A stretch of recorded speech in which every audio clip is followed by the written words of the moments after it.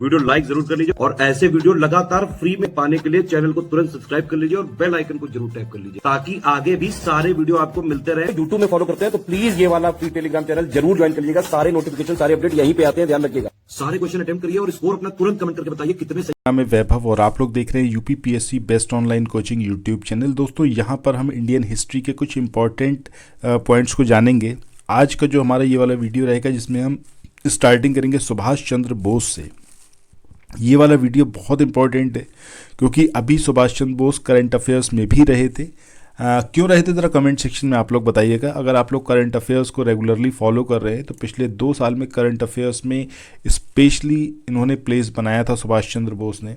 कुछ एक बहुत इंपॉर्टेंट पॉइंट है इनके बारे में, कमेंट सेक्शन में ज़रूर बताइएगा अगर आप जानते हैं। नहीं जानते होंगे तो नेक्स्ट वीडियो में मैं आपको बताऊंगा। बहरहाल अभी जो कुछ करंट अफेयर्स में रहा है, जो भी हिस्टोरिकल पर्सनैलिटीज़ करंट अफेयर्स में रही हैं, हिस्टोरिकल प्लेसेस रहे हैं, सो वो अपने आप ही बहुत ज़्यादा इंपॉर्टेंट हो जाते हैं आपके समीक्षा अधिकारी और उत्तर प्रदेश पीसीएस के एग्ज़ाम के पॉइंट ऑफ व्यू से। सो यहाँ पर हम सब कुछ जानेंगे इनके बारे में। इस पूरे सेशन में आप लोग बने रहिएगा। चैनल पसंद आए सब्सक्राइब करिएगा, नोटिफिकेशन बेल के आइकन को प्रेस करिएगा।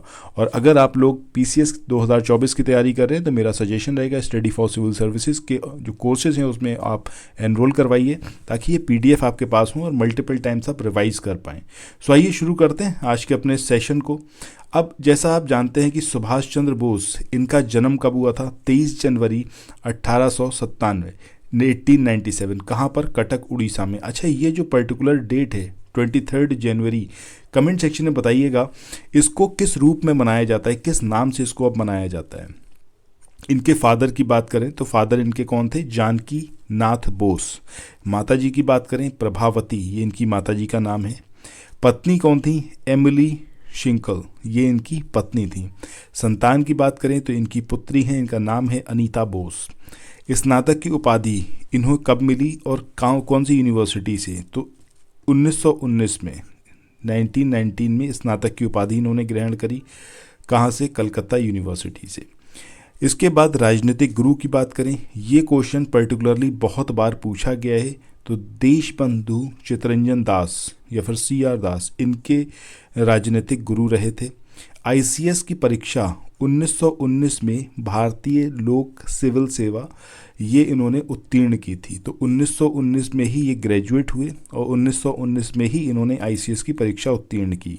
नारा तुम मुझे खून दो मैं तुम्हें आज़ादी दूंगा और दिल्ली चलो, ये इनके द्वारा दिए गए 2 फेमस नारे थे। आई होप आप में से कोई भी ऐसा नहीं हो सकता जिसको ये चीज़ ना पता हो। फॉरवर्ड ब्लॉक की स्थापना की बात करें तो कब की गई? 29 अप्रैल 1939 1939 में। कांग्रेस पार्टी जब इन्होंने वहाँ से इस्तीफ़ा दे दिया, कांग्रेस के अध्यक्ष पद से इस्तीफ़ा दिया, उसके बाद इन्होंने जो है फॉरवर्ड ब्लॉक 3 मई 1939 को उसकी गठन की घोषणा की। सो ये जो पर्टिकुलर डेट है आपको एज इट इज़ याद रखनी है कि 3 मई 1939 को फॉरवर्ड ब्लॉक का गठन इन्होंने किया। कांग्रेस के अध्यक्ष पद से इस्तीफा कब दिया? 29 अप्रैल 1939। आरओ की तैयारी करना चाहते हैं, बीईओ की तैयारी करना चाहते हैं, इन तीनों एग्जाम की अगर आप तैयारी करने चाहते हैं तो स्टडी फॉर सिविल सर्विसेज के कोर्सेज को आप ज्वाइन कर सकते हैं कंप्लीट तैयारी के लिए। ये वन स्टॉप डेस्टिनेशन है, यहाँ पर आपको सब कुछ मिलेगा जिसमें स्टडी मटेरियल रहेगा, टेस्ट सीरीज रहेंगी, पेड क्विज रहेंगी, सब कुछ आपको एक ही जगह पर मिलेगा। और ये सब कुछ सफिशिएंट होगा आपके एग्जाम को क्रैक करने के लिए, एग्जाम को निकालने के लिए। लेटेस्ट ग्रुप स्टार्ट हो चुके हैं और उन ग्रुप में आपको एडमिशन लेने के लिए सिंपली जो ये नंबर मैं आपकी स्क्रीन पर लिख रहा हूं, इन नंबर्स पर आप कॉल कर सकते हैं। 8564880530 इस नंबर पर आप संपर्क कर सकते हैं। इसके अलावा 9696066089 इस नंबर पर कांटेक्ट कर सकते हैं, या फिर आप 7523864455 इन तीनों में से किसी भी। नेक्स्ट पॉइंट की बात करें 22 जून 1939। अब ये डेट क्यों बड़ी इंपॉर्टेंट है? क्योंकि इस दिन मुंबई में अखिल भारतीय अधिवेशन आयोजित किया गया जहां फॉरवर्ड ब्लॉक के संविधान और कार्यक्रम को अपनाया गया। सो 3 मई 1939 को फॉरवर्ड ब्लॉक की स्थापना की, उसका गठन किया और 22 जून 1939 को फॉरवर्ड ब्लॉक का एक प्रॉपर संविधान बनाया गया और एक कार्यक्रम का आयोजन किया गया। कहाँ? मुंबई में।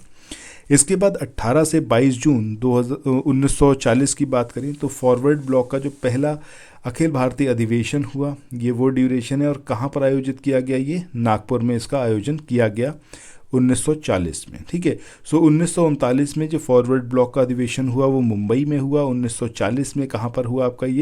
ये हुआ नागपुर में। ठीक है। 1943 की 1943 की बात करें तो सुभाष चंद्र बोस ने आज़ाद हिंद फौज की कमान संभाली।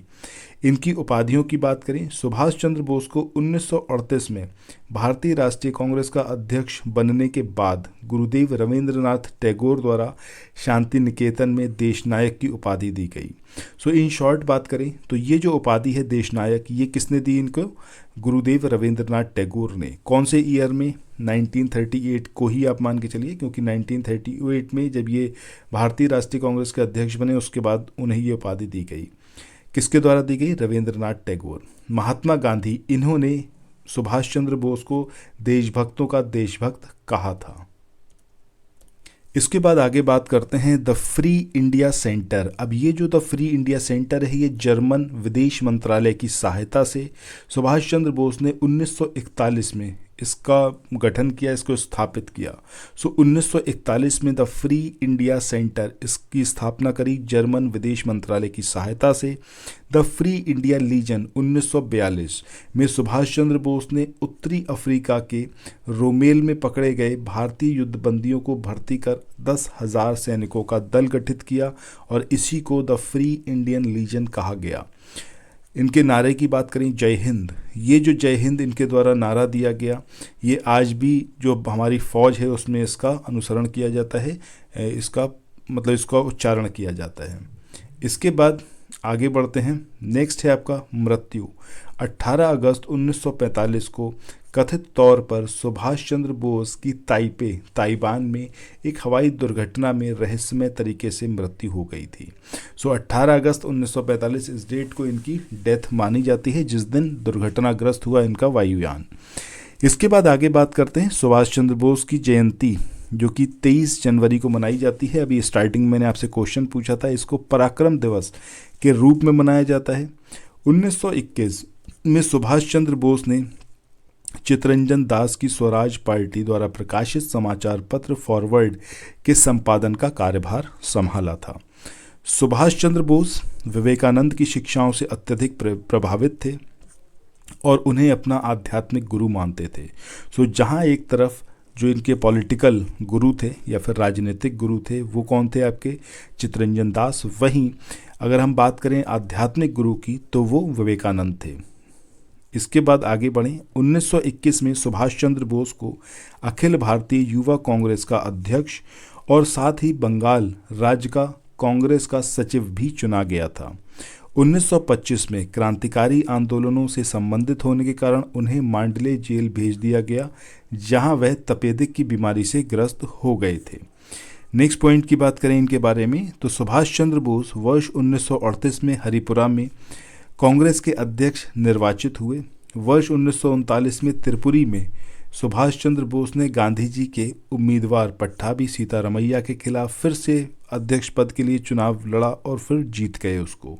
सुभाष चंद्र बोस को देश नायक किसने बोला? रविंद्रनाथ टैगोर ने।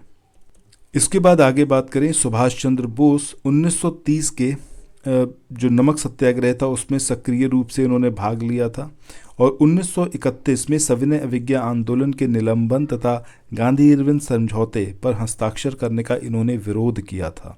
1930 के दशक में जवाहरलाल नेहरू और एम.एन. राय के साथ कांग्रेस की वाम राजनीति में वो संलग्न रहे थे।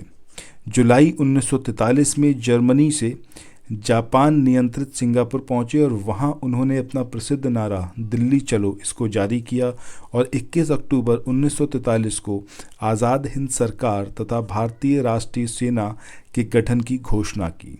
सुभाष चंद्र बोस ने चौथा स्थान हासिल करते हुए ICS की जो परीक्षा थी उसको उत्तीर्ण किया, लेकिन 1921 में कांग्रेस का सदस्य बनकर स्वतंत्रता के संघर्ष में शामिल होने के लिए उस सेवा से उस पद से इस्तीफा दे दिया।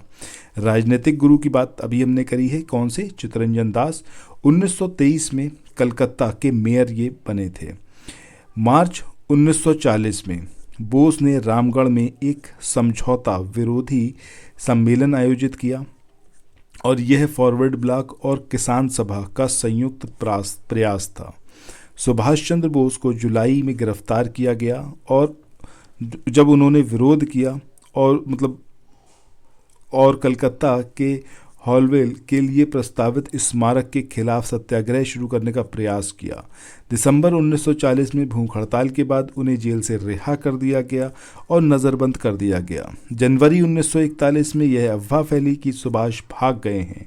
26 जनवरी 1941 को भगत राम की मदद से वे एक नाम लिया था इन्होंने जियाउद्दीन, इसके नाम से ये पेशावर पहुंच गए थे। नेक्स्ट पॉइंट यहाँ पर है कि जब सिंगापुर में मोहन सिंह द्वारा भारतीय राष्ट्रीय सेना का गठन किया गया तो रास बिहारी बोस बहुत उत्साहित थे और दक्षिण पूर्व एशिया के लिए टोक्यो उन्होंने छोड़ दिया। यह बैंकॉक में एक सम्मेलन में था। उस समय भी जापानी कब्जे में था कि INA को एक भारतीय स्वतंत्रता लीग के तहत रखे जाने का निर्णय लिया गया था, जिसके अध्यक्ष स्वयं रास बिहारी बोस होंगे। उन्होंने 1942 में टोक्यो में लीग की स्थापना की थी। नेक्स्ट पॉइंट है कि जब सुभाष चंद्र बोस को जापानियों ने INA का नेतृत्व करने के लिए कहा तो वो इसके लिए तैयार हो गए और सिंगापुर गए और रास बिहारी बोस से मिले और बाद में खुशी खुशी भारतीय स्वतंत्रता लीग और INA के नियंत्रण और नेतृत्व को सुभाष को जुलाई 1943 में स्थानांतरित कर दिया गया। यहाँ पर ये चीज़ ज़रूर ध्यान देने वाली है कि रास बिहारी बोस द्वारा किए गए संगठनात्मक स्पर्ड वर्क पर था, जबकि सुभाष जो थे वो भारतीय राष्ट्रीय सेना का निर्माण कर रहे थे। सुभाष बोस या फिर सुभाष चंद्र बोस 25 अगस्त को INA के सर्वोच्च कमांडर बने। फरवरी 1944 में फेफड़ों की क्षति के बाद रास बिहारी बोस का जब स्वास्थ्य लगातार खराब होता चला गया तो 21 जनवरी 1945 को 58 वर्ष की आयु में उनकी मृत्यु हो गई। ठीक है, इसके बाद आगे बढ़ते हैं। नेक्स्ट और ये आखिरी पॉइंट है जिसके बारे में बात करेंगे, ये है कि क्रांतिकारियों का प्रमुख उद्देश्य आतंकवाद नहीं बल्कि ऐसी क्रांति लाना है जिसके माध्यम से राष्ट्रीय सरकार देश में स्थापित की जा सके। ये सुभाष चंद्र बोस का कथन था। सो दोस्तों, इसी के साथ आज के इस वाले सेशन को यहाँ पर एंड करते हैं। आई होप आप लोगों को ये वाला सेशन इंटरेस्टिंग लगा होगा और सुभाष चंद्र बोस के बारे में जो कुछ पूछा जा सकता है वो सब कुछ यहाँ पर हमने इसमें समाहित किया है। So thanks for watching. मिलते हैं नेक्स्ट वीडियो में। चैनल को सब्सक्राइब करना, नोटिफिकेशन बेल के आइकन को प्रेस करना मत भूलिएगा। Bye bye.